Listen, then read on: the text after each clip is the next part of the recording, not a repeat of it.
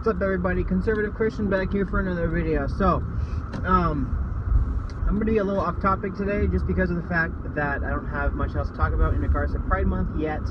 I've got a free week coming up after tomorrow.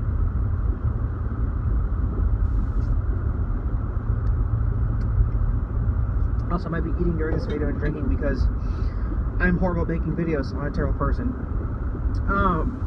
But yeah, so yeah, I got some time coming up off. I'll have to do a couple other things during that time, but I'll have a little bit more free time here coming up pretty soon. So pretty excited about that, to have some time off. I gotta finish my application for Lyft. You guys didn't come here to listen to me talk about that though, so let me get on with the video, shall I? Okay, so I know that we're still in Pride Month, and I haven't really hit on all of the letters for LGBTQ, AAIP, silent to whatever it is, but that's just what I do here. I just kind of do things randomly, and that's how it's going to be. So I wanted to talk about the trending topic of the week, which you guys, I'm probably already late to the party on this one.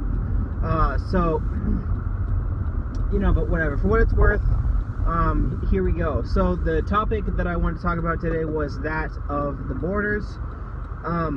You know, what's going on there? What's going on with the kids supposedly being separated from their parents? Well, I guess technically they are. The children being separated from their parents, and you know, is this Trump's fault? What's going on?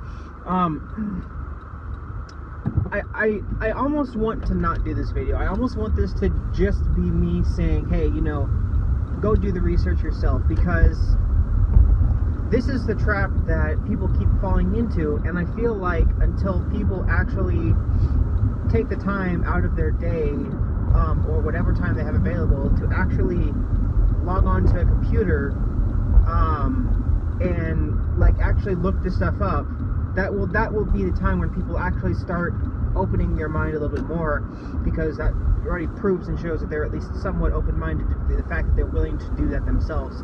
But I guess, you know, if you're here by your own will, then you're probably already open-minded as it is, if you already know who I am. So but yeah, the thing, from what I've heard and looked into, a lot of the pictures that were circulating around that were attacking Trump, saying that, you know, these are the conditions that these kids are in because of Trump. From what I understand, those pictures were actually, or at least most of those pictures were taken in 2014 when former President Obama was in office. And my first question based off of that alone is, what was the outrage then? I know that this is already a cliche question, talking point, whatever you want to call it, but I'm genuinely curious, because no one's answered the question yet. That's the question. Where were you guys when President Obama was president? I didn't hear a peep from you guys talking about how you know, he was mistreating the people, the kids that were in these places. Well, supposedly mistreating, I should say. So that's my first question there, and this goes back to something that I've been talking about, and I will continue to keep talking about until I see it stop happening, which is the fact that politics has literally become a cheerleading squad for either party. You know, if you are a Democrat, you vote Democrat, and you only support your Democrat. You never say anything bad about whoever the Democrat of the day is. If you're a Republican, you support only Republican, and you never criticize what a Republican has to say. This cheerleading game thing needs to stop, because all it does is it causes more divisiveness. And really it just detracts from what the truth really is. If people out there want the truth, right? Then everyone said it. But magically it only applies if you're a Democrat, from what I've seen the most, which is that, yeah, sure, no politician is perfect, but then the problem with that is that if no politician is perfect, then by what standard are you holding your representative accountable. Because this is what I see going. If the argument to be made here is that your standard is that children that are immigrant are being separated from their families, and you have a problem with that, then why is it okay if President Obama, who's a Democrat, which I'm assuming is probably someone that you probably voted for if you hate Trump, then why did that standard not apply there then? I've said this too before, and I'll say it again as well, that laws and standards are mostly neutral. Okay, this is how I think that police, for example, are engaging when it comes to a lot of young black men, given that they're the ones that make up a huge disproportional statistic in regards to supposed police brutality and racial profiling and things like that. As it just really turns out, these people are actually committing crimes at higher rates than anyone else. Now, if you want to make the argument that possibly certain police or police in general are only withholding or upholding certain laws towards black people than they are towards white people, then that's a fair argument when you have to show and prove that. But that's not what's going on, for example. But the thing here is to say that the laws that black people are breaking are not exclusive solely to black people. It just so happens that they're disproportionately committing crimes. A white person is just as likely as committing crimes, the same crimes. And so the law isn't don't be black. The law is the law. The law is actions. They're based on certain actions that anyone can commit.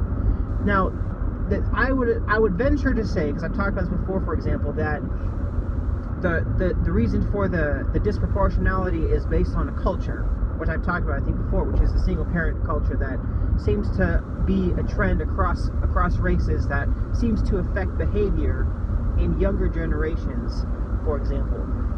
But the concept here is that it's laws, and laws no race, no religion, no boundary, no gender, whatever you want, what have you. And so it's irritating to no end on both sides for people to say things, like, oh, well, I have an issue with this, or, I like that Trump did this and Obama did the same thing, and there was outrage on that, for example, or vice versa. And the problem, I want to make sure I make this very clear. The problem with this argument, the problem with this line of thinking, is that you are essentially giving the validity of the argument based on the person who said it. What you're essentially saying is that if Trump says that it's wrong to murder, for the Democrats out there, that it's a great evil. How dare he say that murder is evil? Because you're basing the validity of the argument based on the fact that Trump said it. But if Obama said murder is evil, you'd be, oh, he's such a wonderful moral person, for example. It's the same thing is being said. The exact same thing is being said. Why is it racist or bigoted or homophobic or whatever the word is that you want to call it? Why is it one of those words when Trump says the exact same thing or does the exact same thing versus when Obama does the same thing? I'm trying to be partial here, but honestly, for the most part, the majority of the people who are being this hypocritical and double standard like are mostly Democrats. Okay, I'm not saying that the Republicans don't fall into the cheerleading trap. I know that they do, but they don't do it nearly as much or to the same degree. Now again, I'm holding to my standard. I think that the cheerleading thing is dumb and that it needs to stop. So I'm not giving Republicans a pass, and I think that they need to stop too. I'm just saying that it seems to be a little bit more prevalent within the Democrats. Because we had an instance, for example, I don't remember when it was, where those three black guys kidnapped that mentally handicapped white dude, and they did all those things, where they beat him within an inch of his skull. They were saying, fuck white people, and making him drink toilet water. And the left-wing media just said that this was an example of kids who just don't they're dumb, they're making dumb stuff. Well, yeah, that's part of it. But you are literally more likely to call someone a racist who might use the impression of a black person's voice. That's an outrage because that's cultural appropriation, that's racist. But when 3 black people, kidnap a mentally handicapped white person, and they do all those things that I just said, that's just problematic. That's just whatever. That was the chance for the media to at least show that they actually cared about actual racism when it happened, and they blew it. They totally gave them the pass. It's almost literally this. Black people can't commit crime. Black people are the gods of today. They can do no wrong. I don't know what it was. I'm guessing maybe it was the fact that they were scared to say anything bad because they felt they were going to get backlash. But this was a clear-cut case of racism. But everyone except the Republicans were, saying that this is just these are just kids that are making dumb decisions, and and someone even wanted to fundraise them because they were fundraising them to I think it was to try and help them with their court case or something like that, or to help pay to get them out of prison or something like that. It was something along the lines of basically fundraising for them so that they wouldn't have to pay the consequences for what they did. Essentially was the key in that. And I'm like, are you kidding me? This was an actual instance of racism. And we're just gonna all burn. This comes back to what I said about how words lose meaning, how things lose meaning when you apply them to the wrong things. When you say so much that something is something that it's really not, and you just keep repeating it over and over again, it loses its meaning, and then things that aren't actually that become the thing that you have been lying about. And then whenever the thing that the word that you're actually using actually happens, then it's just swept under the rug because by that time it's already lost whatever meaning it had. And so, but this is just a clear example of how people are more likely to stand by someone based on just who they are versus what they stand for, what they believe in, what their actual character and morals are. And I think that people need to stop doing that. I think that you guys need to think for yourself. For one, you guys need to come into each instance of some kind of controversial subject with a standard. I'm not saying that your standard can't change. I'm not saying that you might. Yeah, this has happened with me. For example, I actually used to be, I used to be a lot more Republican than I am now, or Republican. Sorry, I actually lost my train of thought. I used to be a lot more Republican, and once I started listening to people like Ben Shapiro, and certain other people who had this sort of different idea that was actually more towards the left than the right, well, at least from where I was at. That's when I actually started changing my mind. Once I started hearing what these people had to say, I realized that I was thinking about things a certain way, and I was also doing this thing called confirmation bias, which is essentially where you look something up until you find the answer that you're looking for, instead of continuing looking. What it essentially is to me is that confirmation bias is almost like a meme. People make these memes that kind of make a point, and then people just kind of seem to just leave it at that. I usually sometimes get what they're trying to get at with these memes, but some of these memes don't fully tell the whole story. There was one, I won't go into that, but there's this thing called confirmation bias, and Ben Shapiro has talked about this concept, which I think people should do, which is that when you're actually trying to find the truth for something that happens, think of both sides of the story as like two lines that intersect, which is where you have to listen to both sides. You have to see what both sides of the story are saying, and then you find kind of the common themes in both stories, and I'm swerving off the road here. And then usually where those lines intersect, you can probably bet and guess that the majority of the truth is probably within that spot that intersects. So for those of you out there who really want to look for the truth, that's what I recommend that you're doing. And like I said, when I was I want to say it was very recently. It was only like a couple years ago or so, where I started realizing this confirmation bias research that I was doing. And I'm not gonna say that I don't do it anymore, but I think I do it a lot less. But that was something that was a problem that I had when it came to talking about these things. Because here's the thing: you're either going to be arguing to make change, or to help convince others of what you're saying, or you're going to be just arguing to be right. Okay, I've come across mostly people who just want to be right. I've tried to talk about people online about subjects, and once I prove to them that I'm not there to play a game of ranking, or even if I just ask them certain questions, guess what they resort to? You're racist. Oh, you're this, that, or the other. You just don't have an open mind. Whatever. It's like, I just asked you a question. I just asked you a question that is specifically regarding what you're talking about. And now you can't answer the question because I challenged you on it. And so now, of course, I'm just a racist, because that is the logical answer to someone trying to understand your point of view, is that they're racist.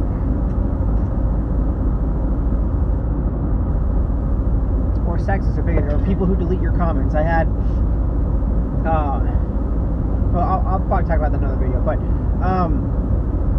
but yeah, it's bizarre. It's bizarre to me when you don't fall into the game of trying to just score points or throw one-liners, or do any of those things with someone in a conversation. That's when you're going to find out whether they're arguing to be right, or arguing to change your mind, or to have an open conversation.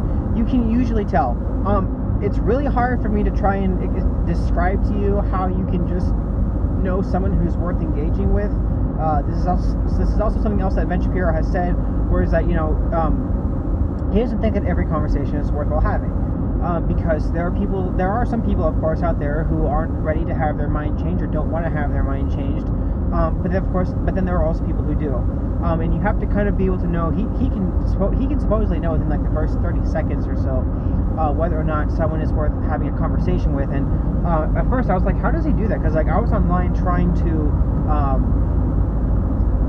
figure out ways to figure that out, and the best way that I was able to figure it out was just to ask questions. Like, I realized that one of my reactions to responding to these videos was to kind of ask those snarky questions that, even though I think I had a point with, the way that my tact was poor, and helping this person see that I was trying to actually have a conversation and talk about things, because I'm sure I came across more as snarky. It turns out whenever you kind of come across as a dick, people don't want to listen to what you have to say anymore. So if you're someone who's genuinely trying to figure out how to have a meaningful conversation, or how to gauge who's worth having a conversation with, I suggest that you ask questions and see what happens. You're going to get one of a few things. And one of the few things that I can think of right off the top of my head, if you actually ask people questions regarding what they actually believe in, they might ask a question back to you. For example, apparently, there was one of these Change My Mind videos with Steven Crowder, where there was a lady, where she basically said that the word hermaphrodite was apparently an offensive term, and it was just like the N-word. And Steven Crowder corrected her, and he said, he's like, well, no, it's not the same thing as the N-word. Wasn't hermaphrodite a medical term? And then she proceeded to respond by saying, well, didn't doctors have, I don't remember what the word was, have this word where they measured black people's heads? And it's like, how does that question in any way relate to the question that but see, that's the thing. Of course, you could guess how that entire thing ended if you haven't already seen the video, but that was kind of the determining point in that conversation, where this lady just showed and proved that she didn't really have an answer for these questions, and that she was just there to be right. And even the first time watching this, I could actually kind of tell that the first person who came up was probably going to end on a good note, based on the tone, based on the questions being asked, based on how he was talking. And I couldn't tell, obviously, right off the bat with this other lady, but after a while, I kind of figured that this wasn't going to end well, and sure enough, I was right. So you can kind of tell either who and at what point having a conversation with someone's with. But the point here is that you want to try and ask questions. You want to. There's this thing called the Socratic method, which I encourage people to look up. It's a good thing to use. It's a good way to use for yourself as well. If you're uncertain about your own thoughts, if you're uncertain about certain trains of thoughts that you have, I highly encourage that you YouTube videos of this thing, or look up this thing called the Socratic method, and apply that to yourself and apply that to others. It's a good thing to do, and it'll really help you understand who's. I think that'll be the best tool that you can have to determine who's worth having a conversation with and who's not. Let's see. So I feel like I kind of got a little bit off track here, but the thing with the whole immigration thing in general is that this isn't Trump's fault.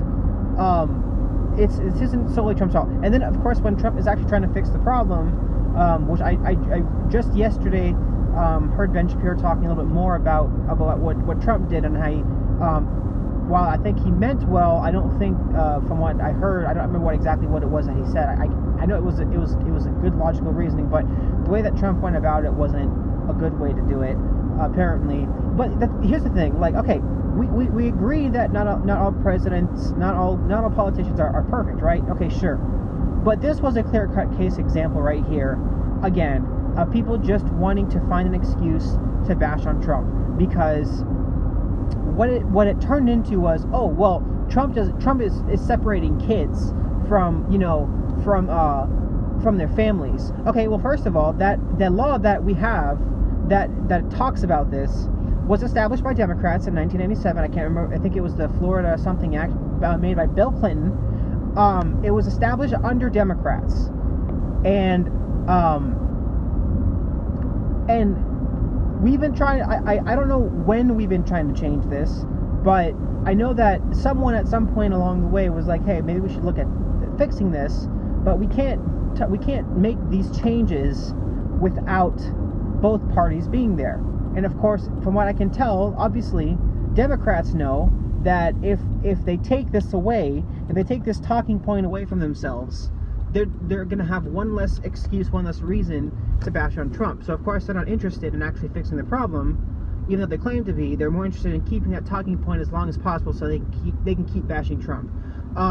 Because as it turns out, Congress could pass a law today that would fix this problem, right?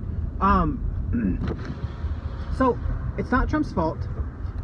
There were pictures taken in 2014 of the same circumstances when President Obama was there. And again, what was the outrage? That's strike number 2. Okay, so far, for the left side this time, anyways, it's not looking so good. And then here's the best part, right? When Trump actually tries to do something, when Trump actually tries to pass a law, granted it wasn't that great of a thing that he passed, when he actually tries to do something, hold on, I'll finish this talking point here in 1 second. I gotta do something real quick. Alright, sir, how you doing? Good, how you doing, sir? Pretty good. Thanks, too. And then whenever Trump points out the fact that it was the Democrats who established this law, then now they're saying, oh, he's just exploiting. He's just trying to make the Democrats look out to be bad. No, that was actually how it was. It was the Democrat. I'm not making this up, okay? In fact, what I want you to do right now, if you're watching this video and you don't believe what I'm saying, before you keep going any further, look up everything that I've just said and see if I'm lying to you, or if I'm misinformed. Okay, have you done it? Okay, are you back? Okay, so now you see where I'm at, right? Okay, so now that Trump pointed out the fact that it was the Democrats who made this law, and that they're the ones who are responsible for this, and that they're just following the laws that are made, which is essentially the fact that, you know, if parents are caught coming here illegally and they have kids, that the kids can only stay in these detention centers for a maximum of 20 days per the Democrats. That was the rule. After that, they have to be let go to whomever. I don't know the policy there, but they have to be let go to X, Y, or Z of a person if they're still undergoing their court cases. Okay, and so Trump is just telling people that this is their law, this is what they've established, and then they say, oh, you're just trying to shift the buck, you're just trying to make Democrats look bad. It's like, no, they did that to themselves already. In fact, you're the ones making them look bad, because you don't even know what the law is, and you're the one trying to say that it's Trump's fault when it's actually the Democrats' fault. And now that we're calling you out on your crap, now you're getting mad because you don't have anything you don't have the decency to at least admit the fact that you were wrong, or you don't have any counter evidence to support something to the contrary. Okay, and then so then whenever Trump even goes farther and he says, okay, I'm going to try and do something to actually fix the problem, then be like, oh, you're just exploiting, you're just trying to make the Democrats look bad. That way you can do what Trump does, and you can just make yourself out to be the hero. Okay, well, let's think about this for a second. First, I encourage you to look at the word exploit if you don't know what it means. If you accuse me of doing something that you did, what would be wrong in me being like, no, you did that, and you try to make me look bad, so now what I'm going to do is, I'm going to show that I'm a better person than you by fixing your problem. And then I'm going to parade myself around as the good guy. Is that right? Okay, maybe it's a little extreme, but would I be justified in doing so? I would say yes. Why? Because what the Democrats are doing, what the left-leaning media is doing, is at every turn, they're pointing the finger at everyone but themselves. When Trump tries to do something good, they always change the talking point. Because lo and behold, when Trump passed this, the argument then became something else. They could no longer say, oh, Trump doesn't care about separating kids. It changed. It always changes. It almost always changes, I should say. When you take away a person's excuse to bash Trump, they change the talking point. I thought this was about children being separated. I thought you actually cared about children being separated. Well, now that Trump passed the law to help kids not be separated, now you find another issue wrong with Trump. When you say that Trump doesn't care about kids being separated, and then he points out and says that he's just following the laws that Democrats said, oh, you're just trying to exploit this. Do you actually care about these kids, or are you just looking for an excuse to bash Trump? That's the question I'm going to leave this video off on. Okay? Because, look, I agree with you, okay? I don't think that Trump is the perfect president. I do think that, to some degree, he might have taken advantage of this, and he did exploit, and, I don't know, maybe he was justified, maybe not. I can't say for sure, but I'm just saying, think about this, put it in your, if I accused you of something that I made up, and then you called me out on it, do you think that maybe you might want to possibly rub it in my face a little bit and try and make me out to be the bad guy that I'm claiming that you are, based on my own standard? Don't you think that maybe that would be a little justified? Don't you think that maybe that might fit within the realm of reason Don't you think that you might want to do that and take advantage of that opportunity to make me look bad for something that I accuse you of? That's my fault. That's just kind of my thoughts here. That's what's going on right now. Okay, and this is the thing that I want. Before I ask the question again, this is the thing that I want to end off on, that we should all be doing, and I'm going to continue saying this until I see it happen, which is be an independent thinker. You need to decide what your standards are. You need to decide what your morals are.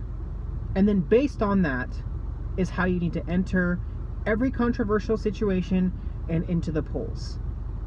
Now, I'm not saying that every president is going to meet every single one of your goals. You also have to then decide how many of your standards this presidential candidate can break, or which ones, regardless of however other many he fits, if he or she does this one, then he crosses that line that you're just not for.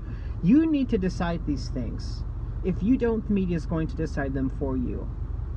If you don't, the media is going to tell you what to think. You have to set yourself a goal and a standard for how you want the world to be, and then you need to then proceed with every single instance based on your standard. Otherwise, what you're going to keep doing is you're going to keep shifting your argument every single time someone calls you out on something that you claim to have a standard in. This is what I see going on right now with Trump. Everyone is trying to find an excuse to hate Trump. Everyone is trying to find an excuse to make Trump out to be the bad guy. And when they're proven wrong, when they're shown wrong, instead of saying, okay, we were wrong about this, okay, this was bad of us, you change the talking point. Stop doing that. Okay? I get it. I understand why you might have problems with Trump, okay? And in case I haven't given this disclaimer before, I probably should have done this at the beginning, okay? Because this is actually kind of somewhat spectacular, I think, in my opinion. I didn't vote for Trump. I didn't vote for Hillary. I didn't vote for anyone this time around. Why? Because I felt, even though I couldn't justify it at the time, I felt, looking back, that none of the candidates fit the profile, at least the majority of the profile that I made, that I wanted them to be. Ted Cruz was actually the one that fit the majority of my standards of how I vote, but of course he wasn't in the finals. But I even had my doubts with Trump coming in, okay, because I listened to Ben Shapiro, and even Ben Shapiro had his doubts. Ben Shapiro thought that if Trump got elected, that America right now is on this moving train, that if Hillary got elected, he even said that if Hillary, and I almost partially agreed with him, where he said that he thinks that if Hillary got elected, that what was the analogy that he gave? Essentially, we're on this train, and while he said that if Hillary got elected, at least the train would have it would have been stable, even if a little bit wobbly, or something like that. But if Trump got elected, he thought that the reverse shaft was going to be ripped off, and that that it would be over for conservatives, and that Trump would screw everything up for conservatives. And it turns out that he was wrong and I was wrong. And I'm not going to lie. Okay? Based on recent events, I'm actually quite surprised and impressed with Trump is doing, what he has been doing. Yes, I am a little bit more right-leaning, and obviously I didn't want Hillary to win based on her background. But I would have preferred that Donald Trump won, just because he seemed to be the guy to be someone who stands behind his word. And so far he's been proving that. The only thing I have yet to see is the wall. But I mean, he's been making good decisions when it comes to policy. You know, he got us out of the Iran deal. What else did he do? I don't know, because I'm pressed for time right now. But he's been surprising a lot of people, especially the conservatives. And I think that the left is pissed because he's doing good things, and they have nothing on him. They have nothing bad to say about him other than some stuff with his past. The whole Russia collusion thing has been proven to be false. In fact, there's actually more evidence now coming out, and there's more evidence in favor that it was actually Democrats once again who tried to ruin his presidency. They tried to interfere. What's the word I'm looking for? They essentially tried to. I can't think of the word. They basically just tried to interfere with his presidency. They tried to make it to where he wouldn't win, and he still won. So, again, my question that I have for everyone here is, what is your standard? What standard do you have? And, what standard do you have? And are you going to be honest with yourself? Are you going to actually take a look at certain things as objectively as possible to make sure that you're not speaking from a biased position? Are you going to just listen? Here's the thing, like, everything that the media is posting right now, you can Google search, and within 10 seconds you can find out whether they're right or wrong. It's that easy. It's like these people think that Google, it's like they think that you can't do this stuff, but it's because they know that they have your unyielding loyalty, that you're not going to question them. And maybe some of you guys are scared to question them because you think that there's a possibility that you might be wrong. And look, there's nothing wrong with being wrong. Okay, I say this all the time every time I talk about something. I might be wrong about everything that I talk about, and I'm more than welcome to be shown to be proven that I'm wrong. I don't think that anyone else should be any different. My question to you is, why are you scared that you might be wrong? Is it because you've fallen victim to this cheerleading game that's going on both sides? What's the reason? Find out who you are. Find out what you actually believe in. Find out what your morals are. Find out what your character judgment is. And if you want to be intellectually consistent when it comes to the issues going on, you have to be willing to stand by those standards, no matter what happens. Now, if you think that something that you have, one of the standards that you have is wrong, and you want to change it, then cool. Just don't pull a Hillary Clinton, and every time you're proven wrong, you change your stance. That's all she does. Every time she just talks the talking point of the culture, and she says nothing that'll get her any controversy, any backlash. She always just goes with the flow. If you're someone who's always going with the flow, you might want to double check yourself and make sure that you actually are someone who's willing to have standards, because people who flip-flop like that, they don't have standards. They're just trying to use people for their own gain. They're just trying to avoid any conflict in life by speaking the most politically correct topic of the day.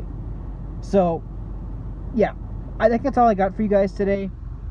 I don't know what I'll have coming up soon, but we'll see. But yeah, thank you guys for watching again. This is The Conservative Christian.